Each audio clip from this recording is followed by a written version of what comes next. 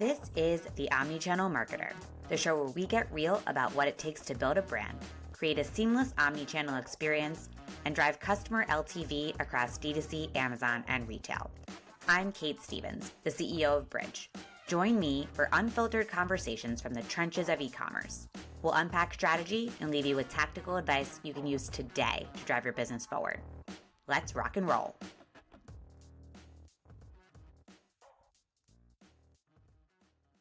Hi, everyone. This is Kait Stephens with the Omnichannel Marketer. I am super excited today to have Jared Grawrock joining us from the goodr team. Jared, how are you? I'm doing well. Thank you. Thanks for having me. I appreciate it. It's absolutely my pleasure. So tell me a little bit, Jared, about your career journey. What led you to lifecycle and retention marketing at goodr? My journey is a little bit weird and I think a little bit atypical because I think when I started this journey, there was no real thing as digital marketing. It was just kind of dabbling in like social media and email. And it just quickly became a little passion of mine. Like I've always loved those touch points and like watching that customer journey and, watching something from start to finish has always kind of been a piece of digital marketing, no matter what that is, whether it's an email campaign or a social media post or e-commerce, like all of that. And so that's just kind of led me along this journey to where I found myself at goodr. I started as the B2B digital marketing manager when we were very much in startup mode. And that has progressed along with this company as we've grown and our needs have grown. We identified that retention was up there. And I kind of just rolled right up into the role itself where I'm overseeing our lifecycle and retention marketing for the brand. So yeah, it's been a great journey, but it's been a little bit different. And it's kind of funny to look back on when it basically kicked off from coding MySpace pages. That is definitely a journey. So how has your perspective on brand and the evolution of, what you're focused on, how's that evolved as the brand has scaled? I mean, I think there's like any growing company, like always kind of have to, I think, refocus and look at like where you at, where you've been and how you got here. And I think that's something that's really great that we do here at goodr is because we're always kind of striving to look back, be like, oh, this is our growth. This is what we've done. Like A, how can we do it better? Because we always ask that quite often, like, how can we do it better? And then B, like, is this where we want to go in that direction? And that's kind of led to the exact, the growth that we've seen as a brand overall is just kind of, we have strategically made that happen. I don't think it's by accident at all. I think a lot of smart people have come to the brand and worked really hard and our shift in needs, just like my role itself, we needed to focus on retention. We needed to look at like how our customers were coming back. We needed to see what they were buying and how often and so on and so forth. So like that focus became a benefit of our growth. So that's kind of exactly what we're doing still today. And what does good life cycle and retention marketing look like for goodr? What does that For mean? us, I mean, that's being what we call internally like customer obsessed. We love being customer obsessed. We love knowing why. And on a personal level, I love knowing the whys. I will always ask why. And I think it's a little bit annoying for some of my teammates, but I go in and ask the why. Why did they buy? Why do we think they bought? Why do we think they came back here versus here? What did we do to help drive that traffic? So like retention is kind of helping looking at all those questions as well. Is just like, why do we think they came back? Why does this cohort perform a little bit better than this cohort? Why does one email track a little bit better than others? What are the channels we're looking at? So for me, it's always been like up leveling that why and then building strategies around that on the retention level. So for the examples, let's say we know they came in from an event. We know they came in from an event, so they may not know the brand all that well. Do our welcome flows match that type of entry point? Or are they the same kind of typical welcome flow that we do for a paid media campaign? And if they are, again, why? Why are we doing that same exact experience across the board? And if we can get to that level, then let's figure that out and serve them something a little bit better or a little bit more on target. So we're actually speaking to that customer. That leans back to that customer obsession of like, we know they came from X, so let's build out an actual retention program for them because of that. So that's kind of what I believe good looks like here at goodr. And again, we're always asking that question, is this the right way to go? Is this best? Is this good? And would be even better. So I get a lot of feedback from our team all the time being like, hey, we should do this. We should do this. Like, have we thought about this for this customer? And it's a great, challenging thought always. And that's kind of where we're at. And this is kind of how we believe retention and lifecycle is quote unquote good here at goodr. I love that. So I think it's very easy to focus entirely on acquisition, especially as a scaling brand as, the key measure of growth. But how do you guys think about retention as a growth lever? I mean, I think they go hand in hand. If I'm being honest, you literally can't have one without the other. I mean, if you aren't growing, then how can you retain Right. anybody? So like that is the catalyst and that's the start of things. But I think if you just frame it there that that's your only growth, then I think that's where you start kind of limiting yourself in terms of deeper growth or deeper connection. I think retention a lot of ways is really focused on that back half of bringing somebody back. So if you can find out those whys on why they would come back more often than not, that's your growth pattern as well. 2 purchases, 3 purchases, 4 purchases is growth. And it's just a Mhm. different type of growth. And focusing on that and ensuring that you are okay with balancing that is the lever that you need to identify as a brand. One of the things that we are kind of looking at and kind of identifying is that we are growing massively in a lot of retail stores. We are growing in a lot of other online marketplaces. We have to balance that growth with our D2C growth. And then are we able to continue to that growth in those patterns and those channels because of the retention that we're actually creating for those channels? I think one of the biggest examples is our Amazon growth right now. We have seen a lot of explosive growth in Amazon. And as you know, we don't always get the picture of who that customer is. And so that growth is neither bad or good. It's just happening. So Mhm. I think for us, like identifying tools that help us identify those customers the best we can, and then looking that as a channel that's also growing with our D2C customer base is key. And being okay with that and recognizing that, hey, I might lose a customer to our retail space and make it not be a D2C channel versus a retail channel. We both experience growth. Let's continue to serve that customer where they're at if that's where they're continuing to tell us they want to shop. And that's okay. So balancing the brand objective and brand growth is, I think, more key than actually just saying it's acquisition versus retention or one or the Mhm. Totally. How do you, as an org, balance those different incentives, other. especially with wholesale and marketplace Mhm, growth, mhm, mhm, knowing that the customer journey is truly omnichannel and frankly that your retention efforts mhm. are like undoubtedly benefiting both D2C but then also retail sales? Like how do you align the org around that? I think it's asking yourself kind of and asking the org first, are you okay with someone buying here versus buying there? And if you're not, then I think you have to identify and look at strategies to either A, bring them right back to the channel you want them to actively purchase at, or try to drive them away from that channel altogether. If you are okay with that, which is key, I think, if you're okay with that growth on whatever channel it may be, then I think it's key to build out the strategies that work for them. So for example, our VP of digital, he's never bought online. And it's funny, but he's never bought online before he came to goodr. He always bought at REI, which is one of our biggest retail partners. But we never knew he was buying at REI because we don't get that data. So the minute we can find that out, how do we build strategies to continue to have Ron, who's our VP of digital, continue to buy at REI? Because that's okay. That's where he wants to shop. And I think Mhm. that's one of those retention activities that you need to ask yourself is like, how do we continue to get them to continue to shop where they actively want to shop versus that friction point of we have to bring them back to D2C. If it takes you 6 emails, 10 promos and so on and so forth, just to bring that one customer back to D2C instead of saying, hey, we know you want to buy 2 or 3 more pair at REI. What's better for you brand and what's better for that customer connection overall? And for you, it's like, it's letting that person buy 10 times in store, but being able to identify it is where that key component comes in and continue to serve that customer in that area. So it's always about, um, I'm going to say balance over and over again. Probably it's probably the key word I'm going to focus on Yeah. here, but that's what it truly comes down to is talking to the org, talking to the brand, identifying, are we okay with a customer buying in channel A versus B versus C? And if we are, let's go ahead and build strategies to continue to do that. And what do some of those strategies look like once as you expand those channels? Yeah, walk me through Mhm. what that looks like. So I think there's another evaluation of like, what is most important for that customer base? So for example, on Amazon, we get very, very limited, PII. We get very limited info on a customer coming from there. So for us, we would leverage a better incentive to capture that customer, i.e. maybe a free product. So full disclosure, we do use Bridge for our Amazon customer and they get an insert in all their Amazon boxes. And when they scan that, their incentive is much greater to come in because we really want to make sure that we are finding out who this customer is versus someone who may get one of those experiences within like our retail, like our cabana. You know what I mean? We have that customer already. So like maybe we skew that incentive so that we're still capturing that data. But what's more important, or what we're gathering is the leverage point, basically. So like that Amazon customer, it's really important for us to identify them first. So let's see if we can identify a better incentive, so to speak, to come into our ecosystem versus someone who's already in the ecosystem we already know.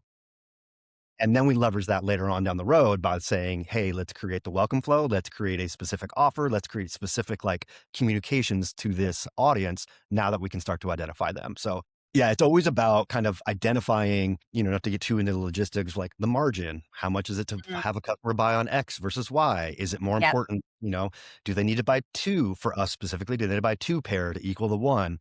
And then you start leveraging all those offers or you leveraging all those incentives to bring that customer in. And that's where I think you kind of go back and forth and you play with what that offer might be. Yeah. What are some of the offers that you guys have used in the Mhm. past? Sure. I mean, right out of the gate, there's the simple ones, right? The warranty, sign up and register your product for warranty. You're in the ecosystem. There's continue to encourage loyalty signups. So you're already in that loyalty program and you reap the benefits of our loyalty program. There are immediate discounts, whether that's a site wide or whether that's an immediate on a product, or there's free product. Amazon is our highest level right now. So if you scan the barcode and you come into that, you get the experience for a free product.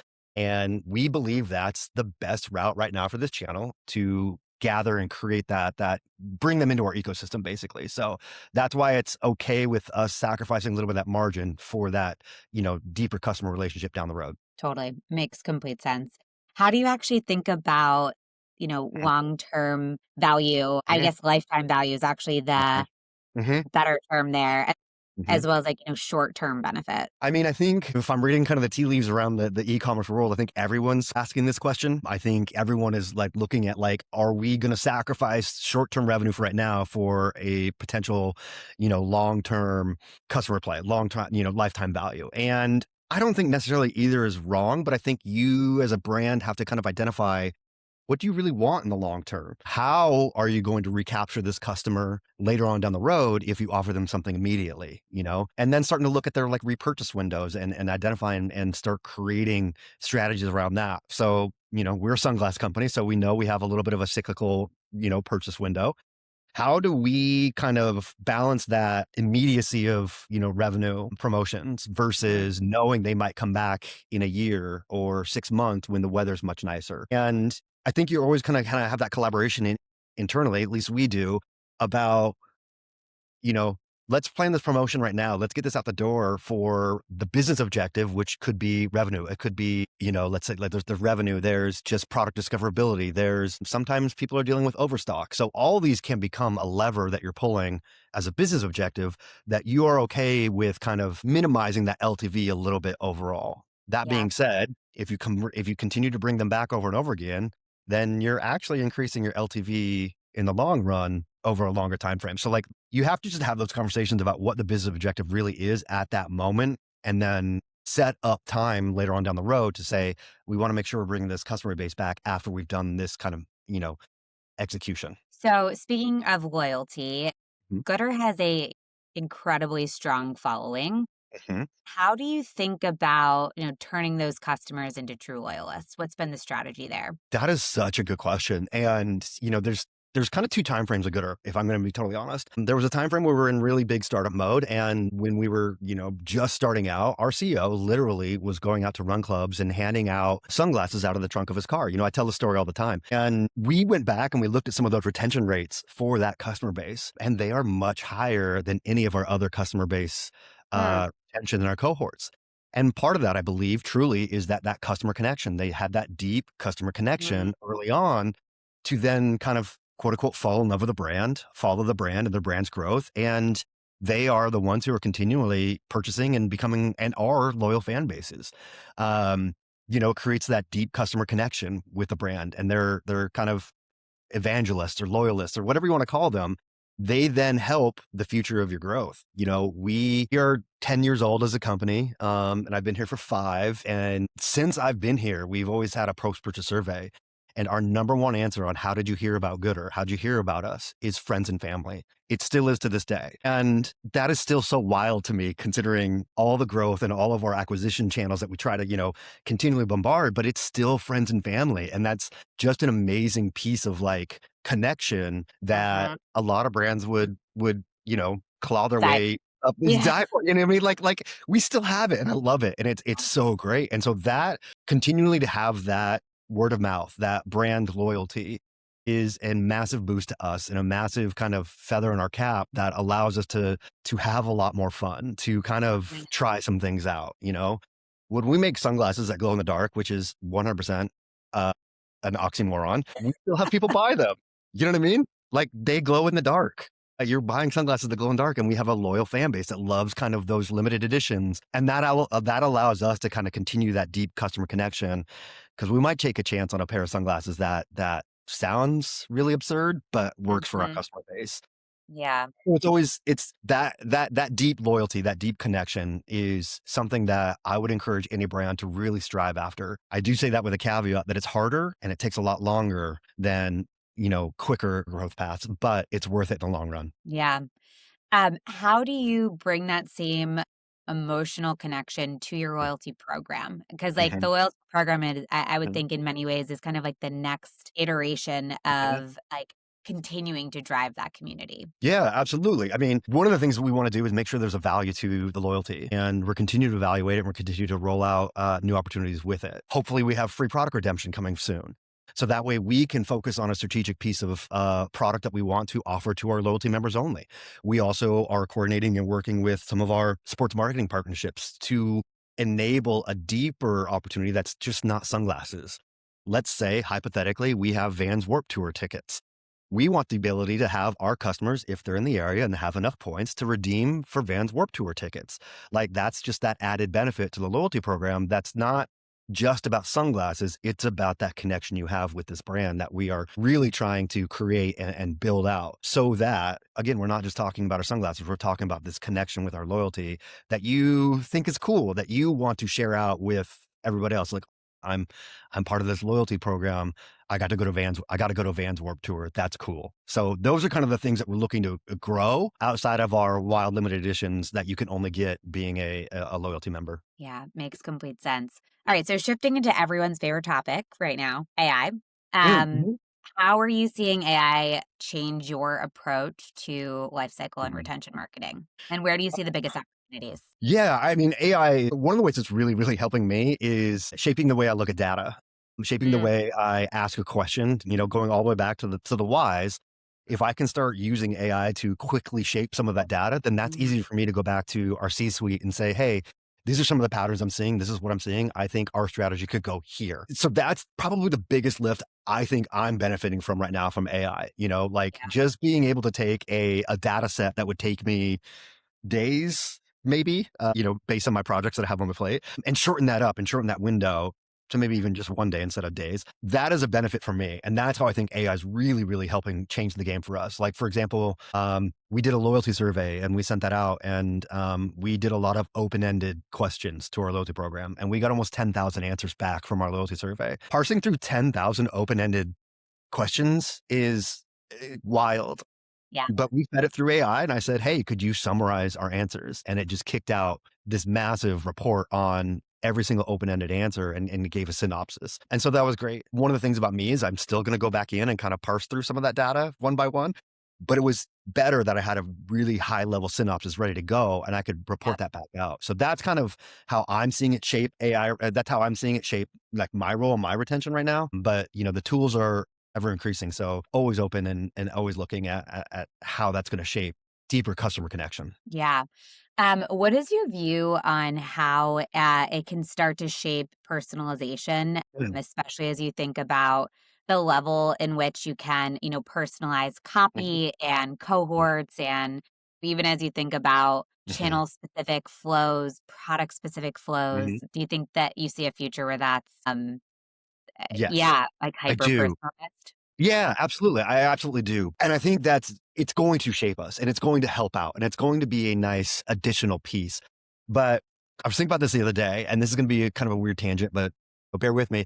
I was thinking about this the other day. I went with a friend, and she was doing some shopping and she wanted to try on some clothes, and she tried on a couple pieces and whatever. She came out of the dressing room, and like she came out and you could tell she loved the way that piece looked on her, and it was awesome. And she felt really good, and it was very complimentary. And I was thinking about that, and this is going to be this is literally a LinkedIn post of like how this shape my B2B, but AI is never going to be able to replace that feeling about Yeah. trying something on and having it feel good. Will it be able to say, this is probably a product recommendation because you've done this and this and this? Absolutely. We're going to truly be able to replace that feeling of something looks good on me, so I'm going to buy it. Yeah. I hope not, maybe, but I hope not. And so like that is where I think in looking at product and looking at AI, how can we take some of those pieces and frame that up? But it's never going to replace that feeling about I look good in this and I'm Yeah. going to buy this because I feel good in this. And I think for a lot of brands, that's going to be unmistakably hard to replicate in the future, but it will absolutely help shape product recommendations and give you a sense of it might shorten the buying window or the consideration phase. I think Yeah. that's probably the biggest one is it'll Mm. help shorten that consideration phase. But as we all know, buying something is on an emotional level in a lot of ways. So until you can really truly minimize or find that gap, like it's not going to be the end all replacement. Yep. Totally. I fully agree with that. What is something that you believe about retention or cycle marketing that many brands get wrong? Oh, wow. I don't know if anyone's truly, I mean, I was gonna say, I don't know if any brand's truly getting it wrong because I don't, have the back end insights to see that. But I think where we may or may not like really fully understand or miss it is expecting, and maybe this is a roll up of the AI question, is treating our customers like a generic X. Hmm. Like, yeah, I've seen plenty of people create email flows. I've seen plenty of people create email templates from AI strategies and so on and so forth. And that's great. And that's helping a lot of people. But is that truly that brand and that deep customer connection that you really want there? And I think that's where I think we're sacrificing quick for hard and deeper connection. And I Yeah. think that's where quote unquote a brand might get it wrong. But I also understand that that's also leverage. You know what I mean? If you can crank out a couple more emails or you can crank out a little bit more experiences, then sometimes that's the actual answer. You know what I mean? Like sometimes that's okay, but it's just making sure that what you are producing is actually relevating and resonating with your customer base and having it be okay to fail. I think expecting things to always be above KPIs or perform and not learning from that. I think that's where brands kind of quote unquote get it wrong is not taking your failures and really applying actual learnings behind it. I think that's where people get it wrong because there are too many tools out there. There are too many voices out there that can help you frame exactly what can be a successful retention program. But if you're not personalizing it to your brand, then you are probably missing out on something, some Yeah. nugget, some piece of valuable information that will help you in the long run. Makes complete sense. Where do you see the category heading in the next three to 5 years? Whew, I don't know. That is I know. such a good question. I don't know. This is probably why I love e-commerce and I love, lifecycle retention and just digital marketing as a whole is I don't think I've had a period where I've thought like, here we are. This is all it's ever going to be. You know what I mean? Like it's ever evolving, it's ever changing, and a new tool comes out monthly, yearly, and we are all asked like, "Hey, what's this going to shape? How's this going to shape like our future? How's this going to shape our strategies? Is this changing our strategies?" And I love that. I know it's very challenging, but I love that question all the time just because it allows you to also grow and stretch and move. I know, AI is going to shorten up a lot of things. And I think it's going to enable a lot of growth from a lot of brands very quickly. And I think that's going to be Yeah. great. I think it's going to be that longevity. Mhm. How do brands continue that longevity in the long run versus, oh my gosh, we're so successful. Now what? And I think that's going to be I think that's where we're going in like 5 years is a lot of people and a lot of brands asking, now what? Because they hit that plateau or they hit that growth. And now they have to ask themselves, now what do we do? Like, how do we pivot? How do we grow from this learning and so on and so forth? So I think hopefully in 5 years, we're all asking the same question about some other new challenge that's arising. And we're all on board with kind of facing it and growing that opportunity. Makes sense. If listeners take one action away after Mhm. listening to this episode, what do you Mhm. want it to be? Listen to your customers. They're going to tell you whether your product is good, whether your product's bad, whether your marketing is good, whether your marketing's bad, whether your retention efforts are good, whether they're bad, and grow with them too. You know what I mean? Like we offer a whole bunch of products now. Literally 2 years ago, 3 years ago, we had a very shortened product assortment. And we've grown that exponentially, and it's been awesome. We get to see customers now diving into a whole bunch of products we didn't have before, and Mhm. learning a lot about them. One of the things on our post-purchase survey, we ask if you bought for active or fashion. And then we go in and we look at the actual orders. And what we believe internally about being active or fashion is not what they believe to be active or fashion. So from there, how do we market on those? It's hard work. And don't get me wrong, but it's really hard work to build that connection and try to Yeah. be authentic. So that's the one thing is ensure that you are growing and listening and being customer obsessed as well. Yeah.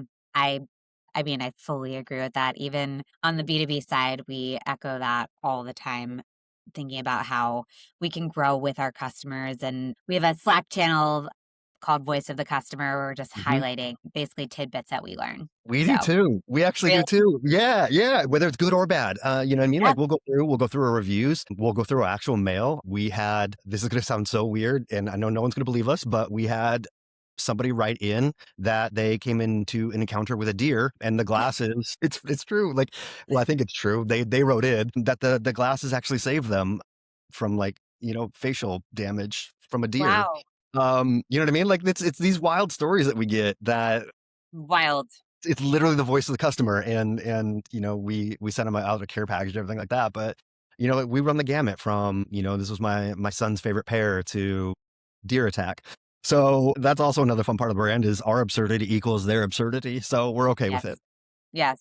It's part of your character, It's so to speak. absolutely part of our character and we're okay with it, and actually we embrace it and love You it, so embrace it. Totally. by all I mean, means a more. very good example of this is I saw you at Shop Talk. I wanted to take a selfie and you put on Yeah, sunglasses, like, yeah, in a Vegas casino. So that is like to me like very much gooder on brand it's good or on character. brand. I almost put them on for the very beginning of this intro call, but I decided against it just in this particular case because I literally have some literally within right now. I could reach and pull a pair out because my house is just full of gooder sunglasses because they're awesome. So Amazing.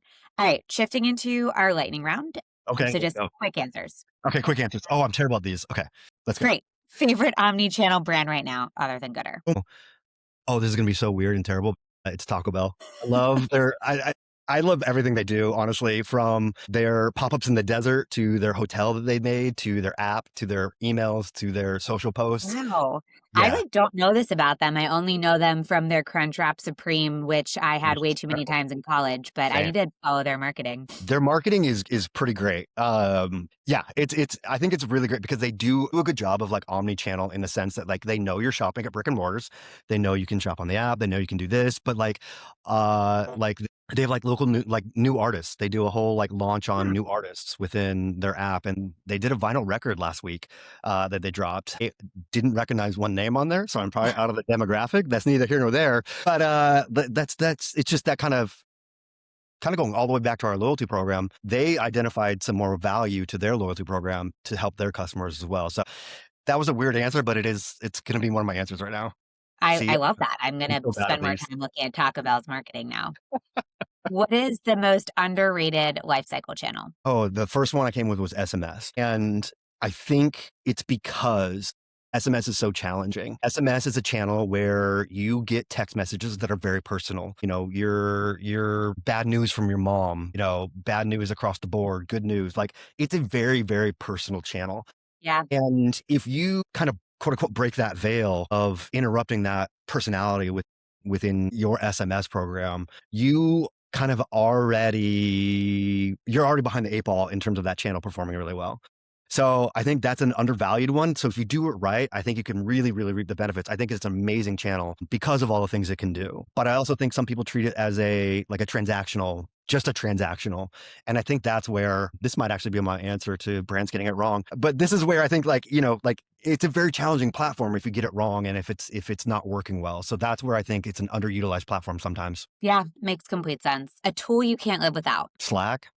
Does that count? Absolutely. I mean, it feels so mission critical. It's almost like unfair to Uh, say, my but pro- yeah, no, I mean, it's a perfect answer. let's see, my project manager. Those are probably the two that absolutely. What project manager do you use? My actual project manager here at goodr. She's Okay, incredible, and great there's no way person. I would be able. Her name's Sarah, by the way.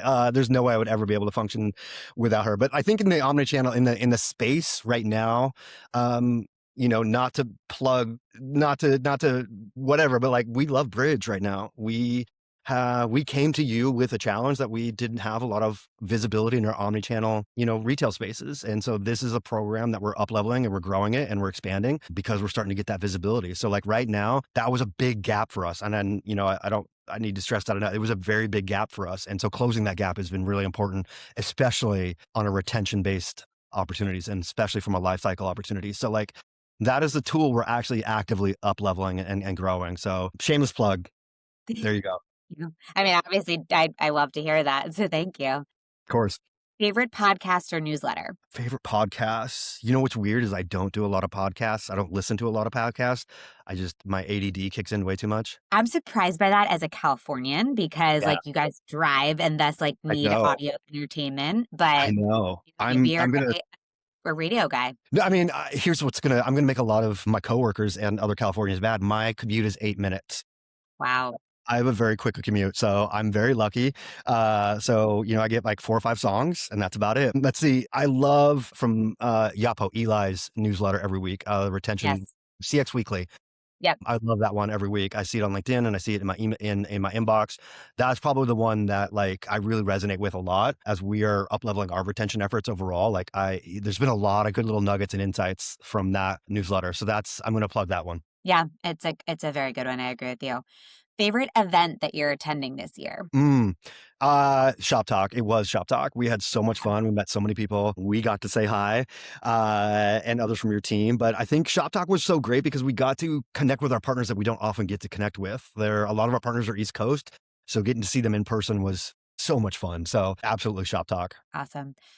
Jared, thank you so much for your Of course. time. Where can our listeners connect with you? You can definitely connect on LinkedIn. Jared, Jared Grawrock, Grawrock. I'm the head of Lifecycle Retention at goodr. So that's the best place to connect. Amazing. Thank you so much, Jared. Really appreciate your time. If you liked this podcast, follow me and the Bridge page on LinkedIn and Twitter for hot takes and tactical advice. If you really loved today's episode, we'd love a review on the podcasting platform of your choice, Apple Podcasts or Spotify. Thanks for listening.